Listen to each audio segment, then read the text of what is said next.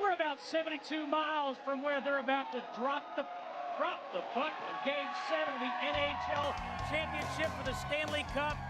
But we're talking about NASCAR racing here in the Irish Hills of Michigan. Jeff Hammond, Larry McReynolds, Steve Burns, and Elliott Sadler with you with a great crowd on hand. 15th week of the 2009 season. Woo! I'm telling you, I'm feeling good tonight. Yeah, baby. Yeah! Right! Come on, crank it up. Let's make it happen. Come on. I'm ready to get going here, man. I'm telling you. Yeah! What's into Jeff? Woo! You're a sad stranger. I am telling you right now, I don't know why it is right now. I don't know if it's the fact that the people from Detroit, from Canada, these are some great race fans. It's time to rock the house here. You know what their deal is, Elliott? They want to work hard and play hard. Look at that crowd. I'm telling you. Are they Red Wings fans or I'm Tony Stewart electrified. fans? A little bit of both. Red, yeah. They're just fans. That's all that matters. Just fans. Well, I'll tell you what, speaking of Tony Stewart, let's open up the Shell Garage and talk about the weekend from Pocono, Pennsylvania that Tony Stewart enjoyed. Boys, he went from first to worst to first. It was a weekend of everything. But you know, I said it on the broadcast last week, you know, certainly not to take anything away from what Darian Grubb and Tony Stewart did. But when you really think about it, when you look at the 14 car, the 48 car, the 24 car, even the 39 car going into Pocono, they have got a pretty good cushion to make the chase with 12 races to go, 13 before Pocono. So what's important is just stay in the top 12. Yeah, I know they didn't want to run out of gas and finish, you know, 28th or 30th, but why not roll the dice? Why not try, as Jeff pointed out today on our practice show, why not try to get those 10 bonus points for a win, because they're pretty safe. Now, as we pointed out also, from 6th to 15th, that's a whole different story with those two 10 teams. They don't have a lot of room to gamble with only 145 points separating that group. Well, I tell you what, I think Stewart-Haas Racing has surprised a lot of people from Daytona to last week at Pocono. Yes, they have Hendrick Motors. Yes, they have Hendrick Chassis. But, guys, you know, your crew chiefs, there's a lot of parts and pieces that Bobby Hutchins and Darian Grubb and Gibson have to put together to make those teams run, and they're making the most of it. They are by far the strongest team right now on any size racetrack we race at. Well, the thing, what you're talking about, Elliott, what I love about this group right now is they showed to me, not only are they good, but they are definitely championship material, because when you have a team that can go through what they did last week of losing their car in one practice session, getting the backup off, missing only 5 minutes of practice, and being able to come out and make that car competitive. Not only do that, start at the back of the pack and pull some strategy along with good. I mean, it was as good as anything you ever seen that came out of, you know, from Jimmy Johnson or Jeff Gordon or Tony Stewart when he drove for Joe Gibbs. I mean, this is, to me, is a championship caliber team.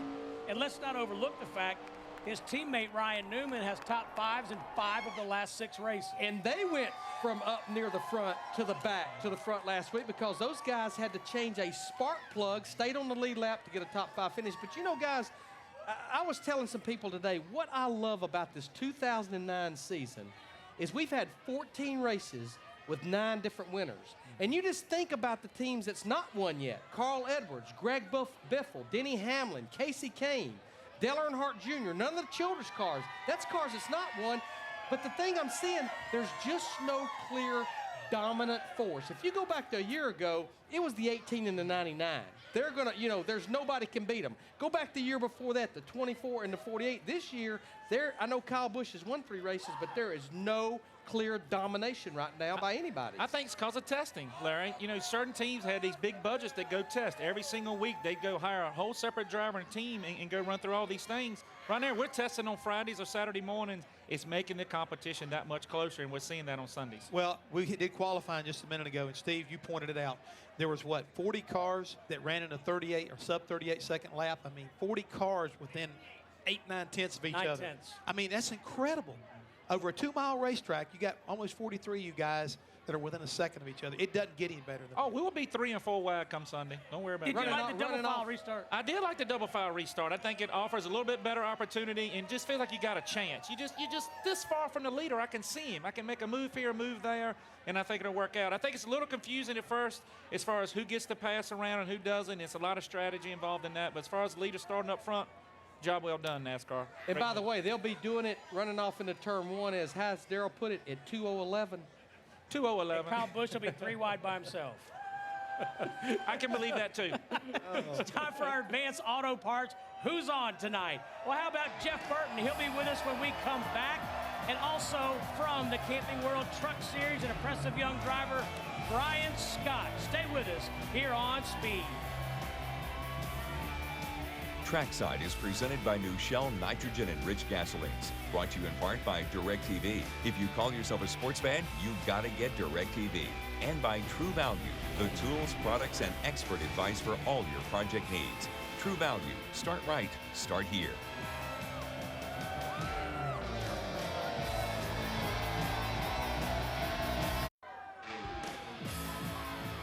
Jeff Burton drives a Caterpillar Chevrolet for Richard Childress Racing. He comes to Michigan 10th in points. He's been to victory lane 21 times in his Sprint Cup Series career.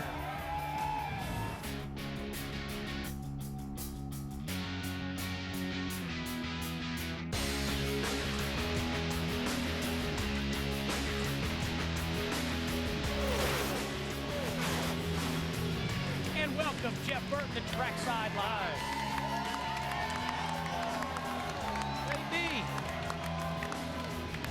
Gentlemen, Hey. you too, Jeff. Thank you very much. I appreciate that. That's one of the nicest Very things good. you've ever said to me. I'll give you $5 when the show's over with. great. Pretty good. How's everybody? Great. Hey, he don't need any help over here. All Okay. right. You go right ahead. I'm sorry. You guys got some, Isn't this nice? yeah, it's pretty nice. Cool Carbon stuff. fiber look. Carbon fiber deal here. It's pretty cool. You like technology, don't you? Well, I'm old enough to where I'm not real sure what technology is anymore. You know what I mean? Well, I'm going to jump into something right quick that I do know you know about. Today you did a press conference, and I thought you said a very profound statement when somebody was talking about racing and racing's good or not good here today. You said, I've been around long enough. I remember, I have watched the old races. There's nothing wrong with them. That's what hooked me as a young man. But I'm telling you, racing today is better than what it used to be. Well, listen, I know that not every race we've had this year has been the best race in the world. You know, not every race every year is going to be the best race in the world. But I believe from Phoenix to right now, the racing has been, as that stretch of races, the racing, it'd be really hard to go back in time and pull a group of races of that number with that quality of racing. I really believe that. Those last races have been good. Goodyear's bought a better tire. The cars have made a lot of grip. The tracks have had grip, and we've seen better racing for it. Yeah, I mean, I told some people earlier today, you need to go back and look at some of the Dover and Pocono races from back in the day when we would be lucky to have 3 or 4 cars finish on the lead lap. Well, you know, and no disrespect, because that's just how it was. I mean, it was very hard to get a car to be able to run 500 miles and be able to drive it for, as well as they could drive it. Who knows? I don't know if we could do it or not. I mean, those guys were up on the wheel, but there's more teams that can compete at a high level now than we've ever had. That's just the end of the story. If the question was asked to me, is there enough side-by-side racing? And I said, well, no, because no matter how much side-by-side racing you have, it's never going to be enough. Yeah. And, it's never going to ever be enough, because if you go to Talladega, run side-by-side, you go to the next race and you don't, and everybody says, well, it's not good enough. So it's hard. It's really hard to make everybody happy, but if you're not happy with the last 6 races, you're probably never going to get happy. Never going to make No, them I happy. think it's, again, when you made that comment, I said, you know what? He's dead on.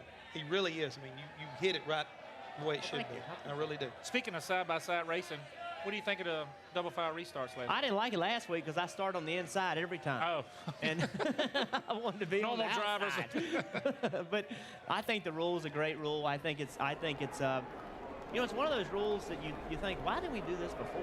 Why didn't we do this? And I think it's going to be good for racing. I think it's going to be good for the fans. It's going to make it harder for you and I, but that's okay. If it's going to be more fun to watch. It's going to be harder and more competitive.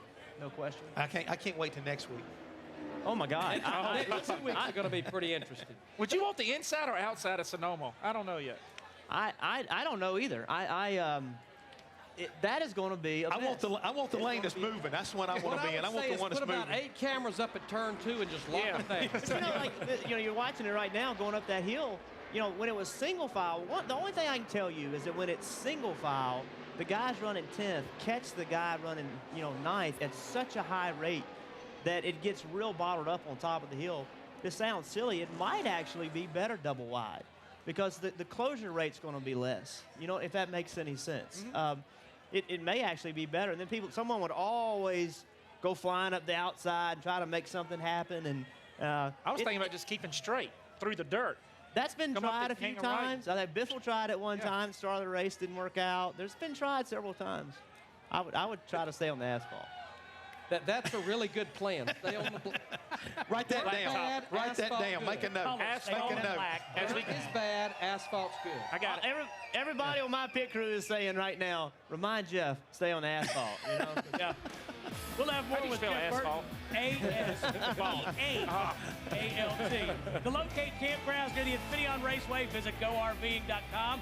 You'll also find virtual RV tours, a free DVD offer, an RV dealer, and rental locations in your area. Trackside live from the Michigan International Speedway, 70 miles from Detroit in Brooklyn, Michigan. Can we call him a wingnut? So, probably. A good call. I thought he's part of the Mickey Mouse Club with the little top of his ears. Might be kind of literal, but Jeff, you made your first Cup start in 1993, which literally seems like last week. But in your mind, and it's already 525 starts, how has the sport changed from then until now? And that's not the start of your career, but the start of your Cup career. I think just the technology has changed so much, and the size of the teams has changed. I mean, when just for example, when we started the '99 team, we didn't move into our shop until November, and had to go run the Daytona 500. And we had at our shop, now we weren't doing the engines or transmissions or rear end gears, but I think at our shop we had 12 people, and went and ran the full season, Mm-hmm. And that was, you think about that today, I mean, it's just no way. There's no way you could do it and compete. So the access to technology, the access to number of people, all that stuff from a competitive standpoint is what, to me, has changed more than anything else. I've been really blessed. My whole career, there's been a lot of fans here. There's been all that. And so to me, the biggest change has just been how many people and how much technology and the resources that we have. It's just incredible, really. Jeff, you've made the chase for 3 consecutive years. Last year, in 2008, Richard Childress Racing had all 3 teams in the chase. We've still got a lot of racing to go. We got 12 races. We got 2 road courses. We have Bristol. We have a plate race at Daytona. But right now, you're the only player that's in that top 12 from Childress. The 33 is kind of lurking out there. There's some work to do over there. There's work to do, and we just, we just went in the wrong direction this winter. It wasn't because we weren't trying. It wasn't because we wasn't putting effort into it. We kind of got off on the wrong foot at the start of the year. We just made a few wrong decisions and made a lot of right decisions, and the competition's gotten tougher. If you look at the Red Bull teams, if you look at Michael Waltrip's teams, if you look at Tony Stewart's teams, all those teams have gotten better, and that's made it harder. So we didn't get better at the same rate they did, and so we're playing catch-up. We're making a lot of changes, and I really believe that we're going to start running better than we've been. I feel really good about the last few weeks. The 33s run really well. Those 7 ran really well at Dover. So I feel like we're moving in the right direction, but it's, we just started out a little behind, and this stuff, this is hard. Yeah. This is a tough sport. I'll tell you this, the race team I'm with, I wouldn't change them for anybody. Scott Miller, I love the way he does his job. Our engineers, my team is as solid as they can possibly be, and I'm as comfortable as I've ever been. And, we've got to get a little faster, no question. And I honestly, with what's going on, I feel like we are. Well, when you say that, can you say that you probably would have figured a lot of this stuff out if they'd have had testing? And then there's one other question. When you look, and we always wonder this, so we want to ask you straight out, Bobby Hutchins left RCR, and he's had a huge. It appears he's had a huge impact over there, and you guys have been a little bit off over there. You know, have loss of him, has that hurt you also? Bobby Hutchinson is a great person. Number one, number two, a real strong guy. He has helped Tony Stewart, and he helped us a lot. Bobby moved on. We also added a fourth team. We also had a lot of changes in how our structure works. We had a lot of things going on at once, and all those things collectively had something to do with it. You can't lose someone the caliber of Bobby without it having an impact on you. There's no possible way. He's a quality guy, and Bobby had moved more into the engine department and more into overseeing stuff on the engineering side of the engines, and had moved away from the car thing. So I can't say that it had a major impact on the cars because of what his role had changed. But you don't lose someone like Bobby and it not have an impact on him. Hey, a little bit later on, we're going to have Brian Scott. More with Jeff Burton coming up. Want to remind you, tomorrow on Speed, the Camping World Truck Series races into the Irish Hills. Who will claim the Motor City bragging rights? Tune in to the NASCAR Camping World Truck Series live from Michigan. Tomorrow at 1:30 Eastern, NASCAR on Speed. Be there. Hey, more with Jeff Burton coming up. Time now for our Inside Sprint Cup Mobile feature. This week, we check out the sights and sounds from Pocono last Sunday. Radio check 1 2. 10-4, got you. Check 1 2. I got you there. You got me okay? Got a copy. 10-4. This place is tough to figure out. What you do on pit road is very, very important, but try not to run out of gas, because if you do, you're not going to make it back around. Welcome to Pocono, showing everybody what kind of a team we are. Going out there and getting that backup car, bring us home a little triangle trophy. Getting ready to go 200 laps around this 2.5-mile track. Quickly, one car is already off the pace. It's Jenny Hamlin going nowhere. Dawson.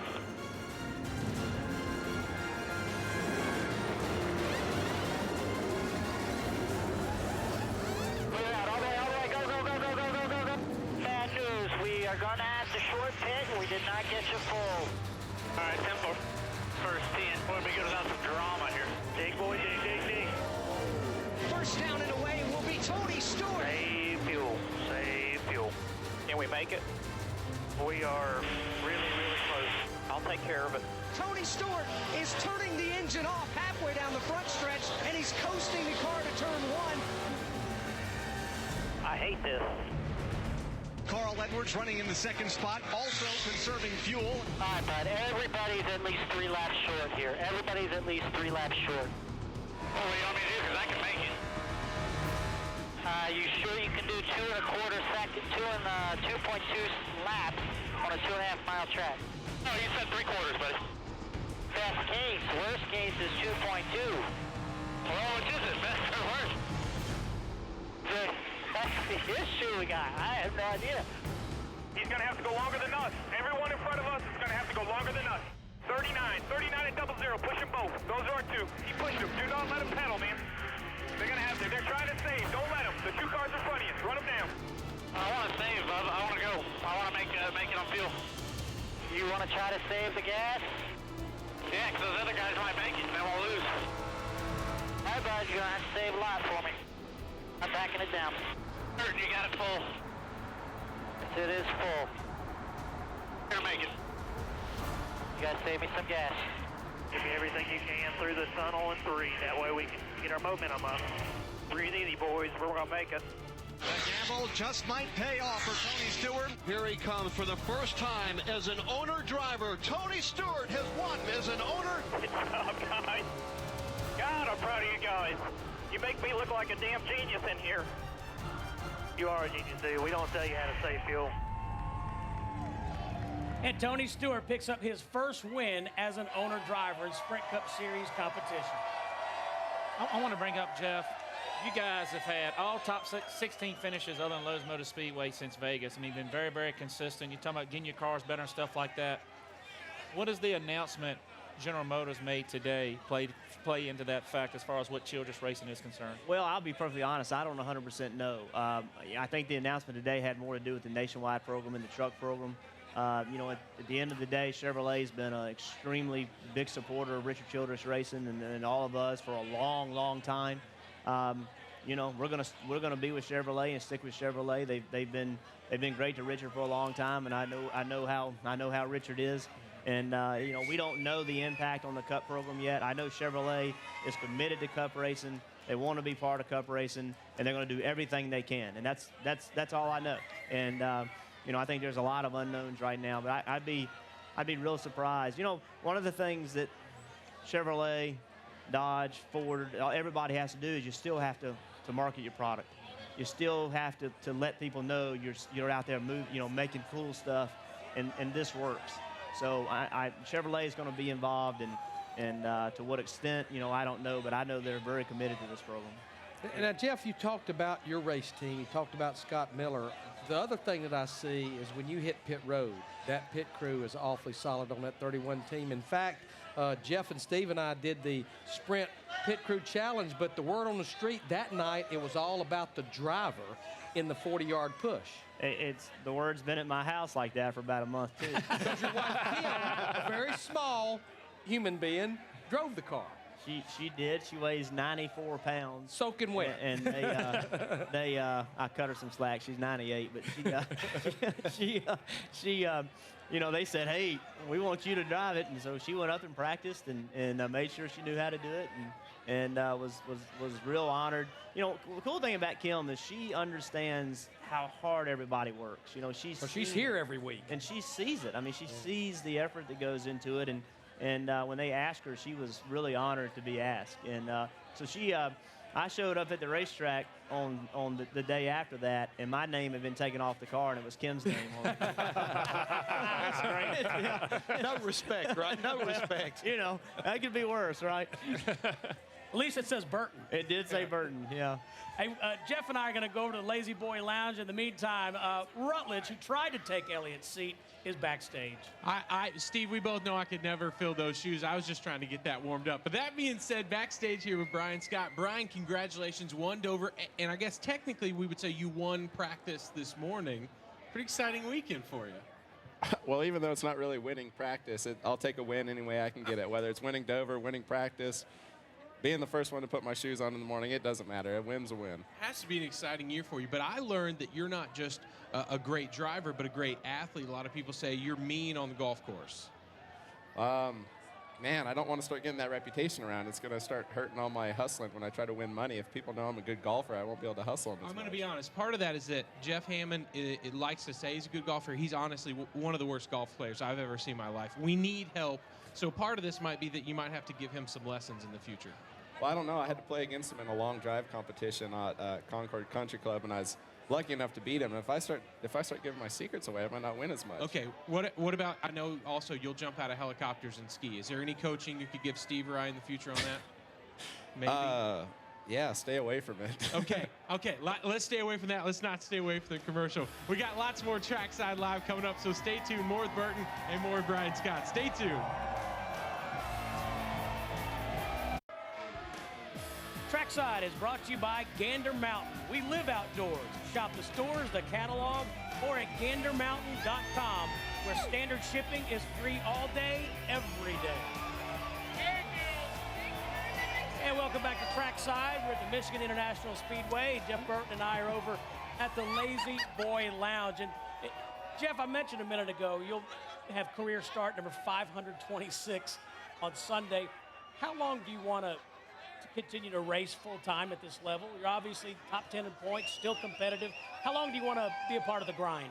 I don't know. I love what I do. I have no desire to do anything else. You know, I'll tell you that you know, the people I know that I'm closest to, that, you know, when they retired, they went, well, maybe I shouldn't have done that.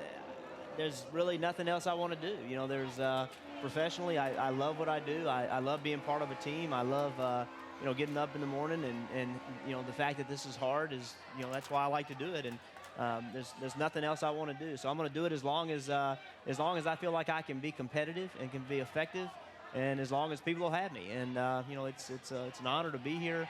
And I don't know. I don't have a date set, and I'm not going to set a date. When I wake up and start thinking I would rather be somewhere else, and that's when I'm going to do something different. Have you given any thought to life after racing? What You know what what? you want your I tell you what, I can't say I haven't given thought to it, but I haven't given a lot of thought to it. A lot of people have tried to say that I'm going to do this and I'm going to do that, but the reality of it is I don't know what I'm going to do, and I don't want to know what I'm going to do. I want to do this. And when I decide I don't want to do this anymore, then I'll figure that out. It seems to me that a lot of people get the cart before the horse, and they start worrying about what they're going to do while they're still doing this. And to heck with that. I have the best job in the world. There's nothing else I'm going to do that's going to be as rewarding I don't think, as rewarding as this. So I'm going to continue to do this as long as I can. And when I can no longer do this effectively, or I'm no longer having fun, then I'll go figure out what I'm going to do after that, at that point. You met your wife, Kim, when you were basically a teenager.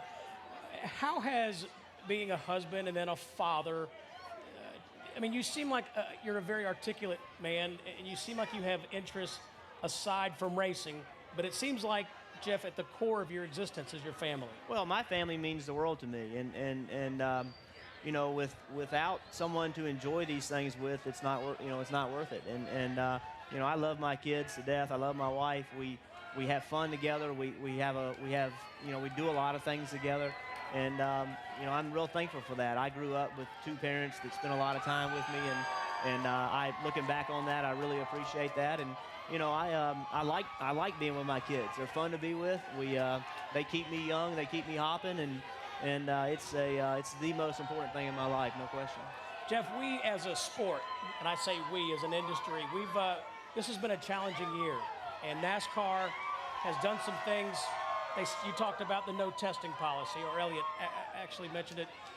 We've gone to the double file restart. You have been extremely honest and candid throughout your career when people ask you questions about the sport. Is that a conscious decision of I'm going to be a leader, or is that just who you are? Well, I think the fans deserve to know the truth. I think one of the things that separates our sport from other sports is the access to the drivers, the access to the crew chiefs, the access to the car owners, and I think the fans want to hear the truth. And so when I'm asked a question, I just try to be honest about it. And you know, I try to do it in a way that's, you know, respectful. I try to do it in a way that can be productive. But I believe that, you know, telling the truth is a good policy. And I just think it's all of, you know, the fans deserve to know what's going on. When you look at not just ridiculous, I think the fans are excited. There's some kind of game tonight or something. Oh, that's right, the Red Wings. That's right, Game 7. Jeff, if you were running the sport, I'm not. You're not. Nor would I. But let me ask you. Let me frame it this way. You guys, the drivers and the owners met with NASCAR at the R&D Center. What were the most positive things about that meeting that came out?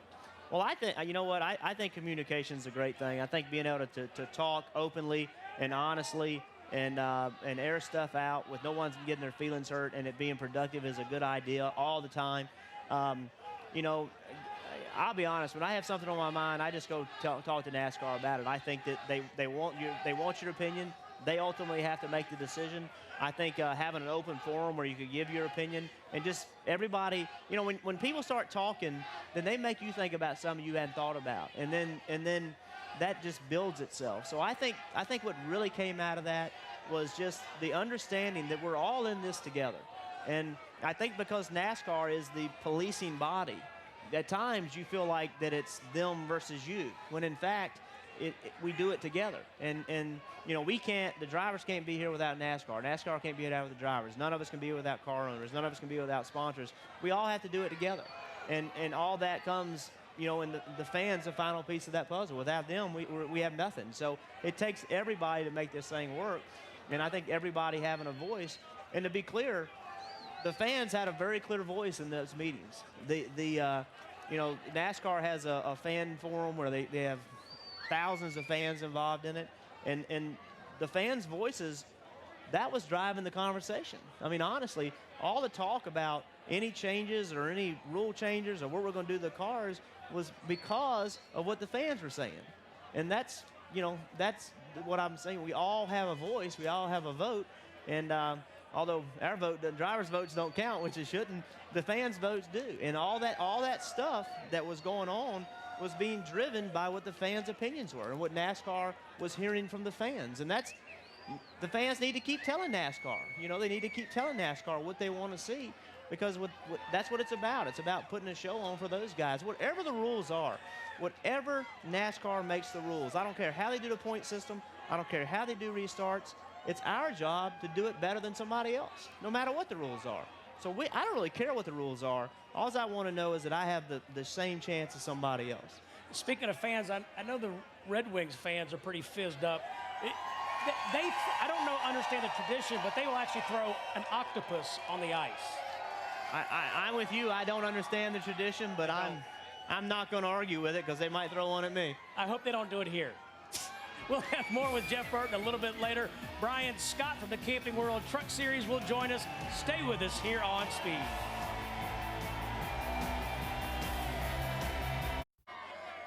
Thursday night, wrecked is all new. O'Hare must tow a bridge across an icy pond, and disaster looms when the ice beneath begins to break. Don't miss an all-new episode of Wrecked. Life in the Crash Lane, Thursday night at 10 Eastern, exclusively on Speed.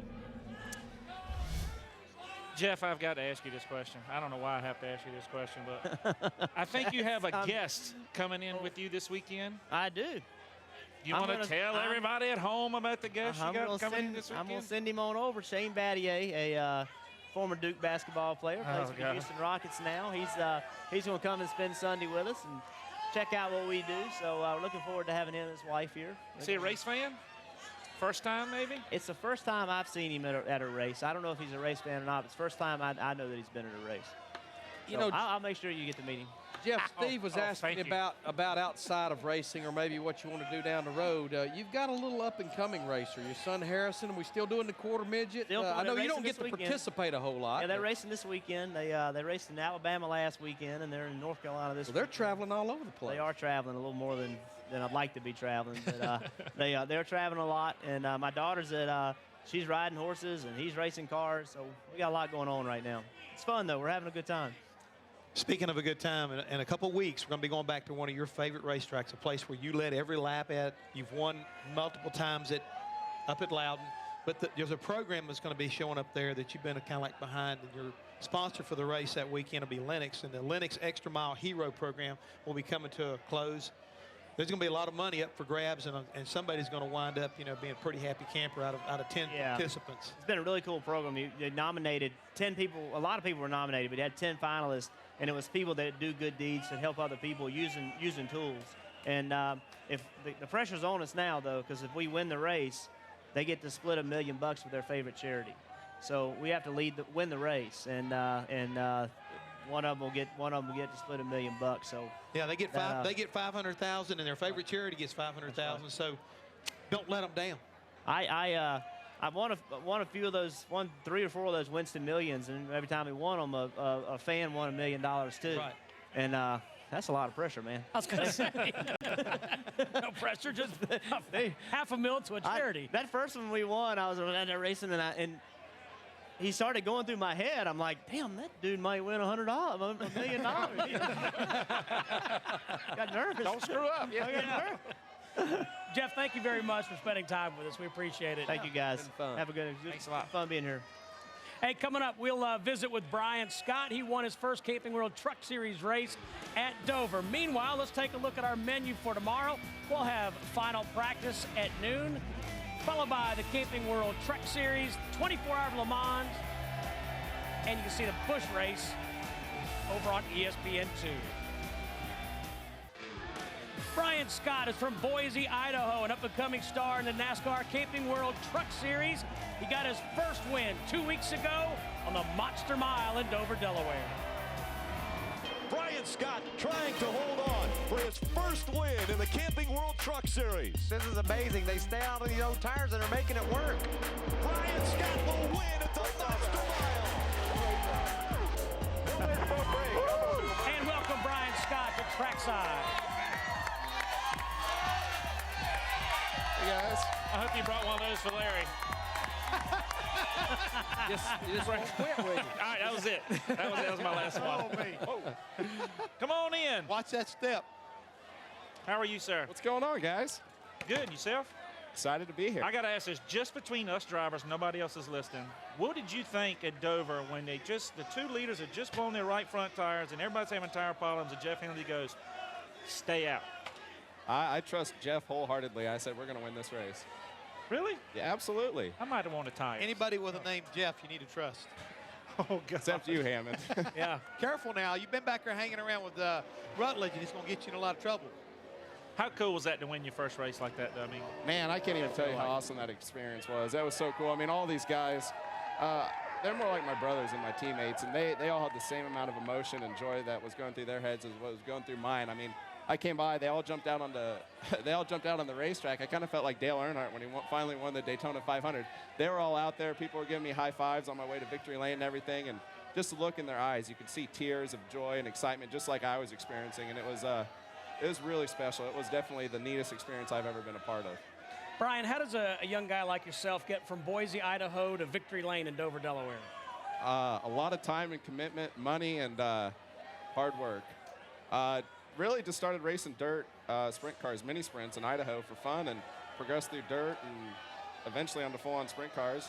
Moved out here, started racing Super Late Model Series, Pro Cup, ARCA, and finally got my first couple starts in truck in 07, and it's kind of gone from there. Elliot's a concerned man. We're taking his questions, I think. Brian. Brian, Rutledge backstage kind of documented to some degree you like living life on the edge, talking about helicopter skiing. But one thing that intrigued me when I heard about it is you love to fish. You and your brother Tony go off fishing.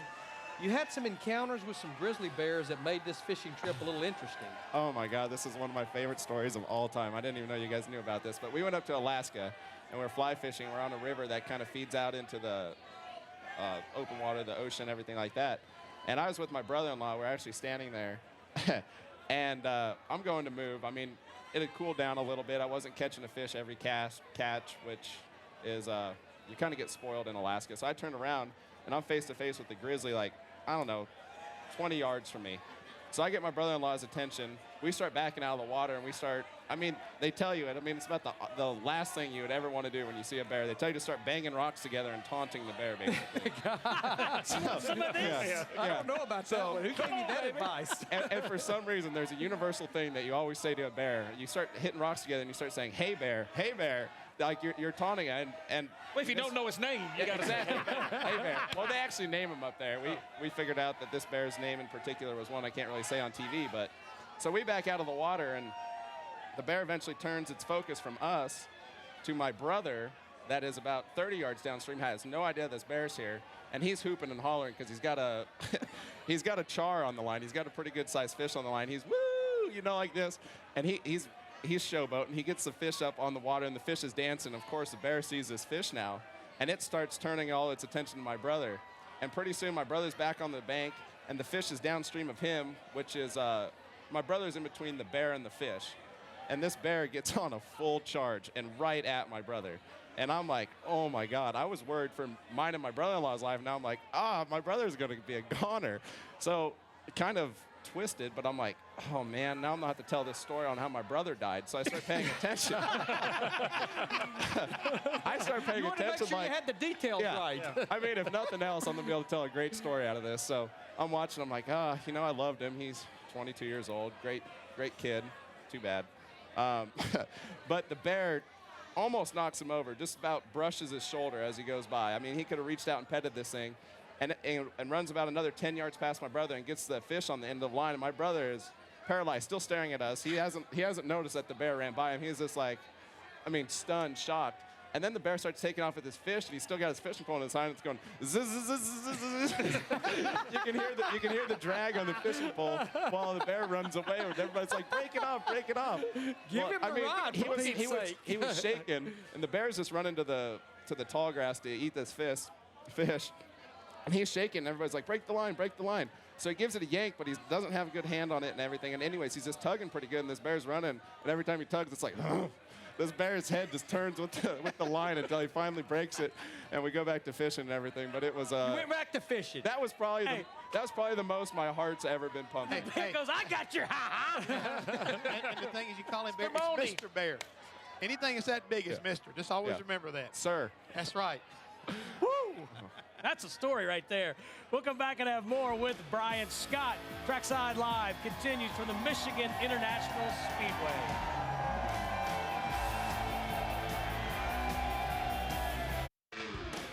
Trackside is presented by new Shell nitrogen enriched gasolines and brought to you in part by DirecTV. If you call yourself a sports fan, you gotta get DirecTV. And by Cheerios, good for the heart. Well, we move from the Michigan International Speedway cross country to Sonoma. Jack Roush will join us. You'll see that next Friday at 5:30 Eastern here on Speed. Hey, Steve. Hey. I've been sitting here thinking about that story he just got through telling. I knew you were. I mean, it's like, you know, you hear about fish stories this big or this big, but he had to bring a bear in to make the fish story to where it's not a. He never talks about how big. You can't top that story. Yes, you can. Yes, you can. Nope. Yeah, you can. Haven't heard it. We kind of touched on this too, about you like to live on the edge. Tell us about this extreme skiing and jumping out of a helicopter to be able to do this. I mean, we got photographs of this right here. I mean, you didn't realize you were being videoed when you did this? No, I don't know when they were videoing and when they weren't, but I don't really like to think of it as living life on the edge. It's really just living life to the fullest. And being born and raised in a place like Idaho, it has a lot to offer. Like, that skiing is, I mean, less than 100 miles where I was born and raised, just up in the mountains, just real remote, real familiar with the area. You know, we camp in it in the summer, and then when the winter comes and the snow falls on it, we get to go skiing. And it's just a family activity. That's the way our family bonds. I mean, it might be a little different, but we're real safe. We're wearing avalanche beacons. We know the snowpack. We've been monitoring everything. You can see slide slopes, and you know whether north-facing slopes or south-facing slopes are the best things to ski on, you know, given the conditions. And I mean, you just look out for each other. You have a buddy system, and you I've keep already good seen how you spacing. look out for your brother. I mean, you probably holler him when you're going down. You just wanted to make sure you had the details Watch out right. for that tree, brother. You know? He was a kind man. Yeah. My brother's provided a lot of great stories for our family. I think everybody in our family provides good stories for everybody else. Family bonding, jumping out of a helicopter. Do us a favor, please, here on Trackside. Take Hammond with you next time and push him out of a helicopter skiing. You ain't got to push me. Well, you can take him where he can say, "Hey, Mr. Bear. Hey, Mr. Bear. Hey, Mr. Bear. Bang some rocks together. That'll be After good. working with you three, I can handle a bear. I don't know about that. All right. Top 5 in points, win at Dover, fast today in practice. Your chances winning this championship are very, very good. And, you know, we've surprised a lot of people as far as being a dark horse in this and being a young kid coming up. We're a single truck team. We're a family-owned team. A lot of people kind of rule us out. And, you know, it's nice to be able to go out there this season, get a win, prove to people that we can do this, because when we set out this year, even though we got started in January and we had to be at Daytona in February, we only had a month to prepare. We sat down and set our goals very high. I mean, we expected to win multiple races. We expected to be in the championship hunt. And you know, I don't know, a third or however far through the season right now, it's just our goals and objectives are just now transpiring, and I think people are starting to catch on to, you know, the amount of talent that we have in the shop. I'm not saying myself, I don't know if I'm talented or not, but we have some very talented people in the shop. We've got an awesome crew chief, and everybody pulls together and works as a team. A team is better than an individual, and that's kind of our motto. We try to keep morale high. We just try to keep everybody happy, and it just transpires onto the racetrack. Hey, Brian, you know what Buddy Baker told me years ago? You cannot throw a brick in a car and make it turn left. So you're doing something right. He's doing something right. Absolutely. Well, that's good. Hey, it's fun spending time with you. You can come by any time and tell stories about grizzly bears. I got a lot more stories, so you got to come back. I got to get back on. Join us next week. Jack Roush joins us.